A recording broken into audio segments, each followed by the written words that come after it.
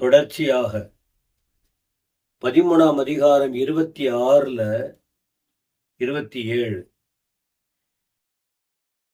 கேள்வி கேட்க வேண்டியவர்களிடத்தில் நல்லபடியா கேள்வி கேட்கணும். ஒரு கேள்வி கேட்கப்படுகிறது. வீட்டு எஜமானுடைய வேலைக்காரர் அவனிடத்தில் வந்து எஜமான் கிட்ட.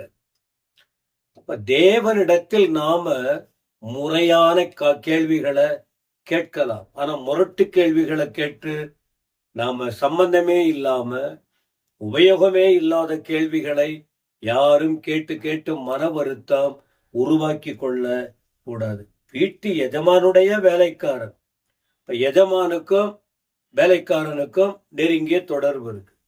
அப்ப ஏதோ ஒரு செய்த காரியத்துல ஒரு ஏதோ பிரச்சனை வந்திருக்கு, அதை கேட்டு தெரிந்து கொள்வதினால் தவறே கிடையாது.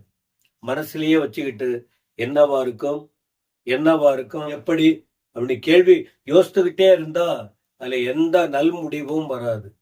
கேட்டு தெரிஞ்சுக்கிறது. அப்ப கேட்கிறாங்க அவரிடத்துல வந்து, ஆண்டவனே, நீர் உமது நிலத்தில் நல்ல விதையை தானே விதைச்சிங்க, நிலத்துல நல்லது தானே விதைச்சிங்க, நீங்க நல்லவர், நல்லது தானே விதைச்சிங்க, அப்ப அதுல களை எப்படி வந்தது,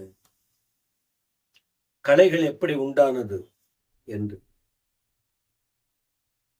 அப்ப நம்ம ஆண்டவர்கிட்ட கேள்வி கேட்கணும். ஆனா தேவனின் கேள்வி என்ன?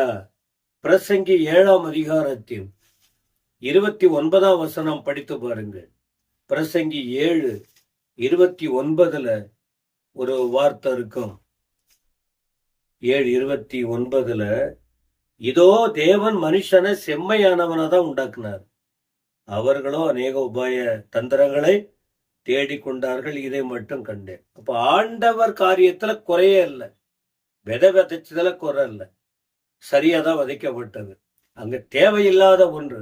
மனிதனை உண்டாக்கினதிலே ஒன்றும் பிரச்சனை இல்லை, ஆனா இவன் பிசாசுக்கு இடம் கொடுத்தான். யாக்கோபு 1ஆம் அதிகாரம் 13ஆம் வசனத்துல கூட படித்து பாருங்கள்.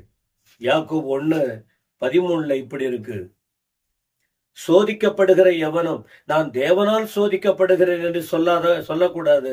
தேவன் பொல்லாங்கினால் சோதிக்கிறவரும் அல்ல, ஒருவனையும் சோதிக்கிறவரும் அல்ல. இந்த 2 வசனத்தை குறிப்பிட்ட நீங்க பாத்தீங்க. தேவன் மனிதனை செம்மையானவனாக உண்டாக்கினார். சோதனை வந்து ஆண்டவர் அவர் நல்லதுக்கு தான் சோதிப்பார். ஆனா அந்த இடத்துல உண்டான விஷயம் என்ன?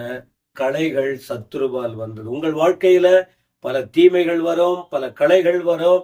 அது யாரால் வந்தது என்பதை யோசித்து நல்லதை பற்றி கொண்டு வாழுவோம். கர்த்தர் உங்களை ஆசீர்வதிப்பார்.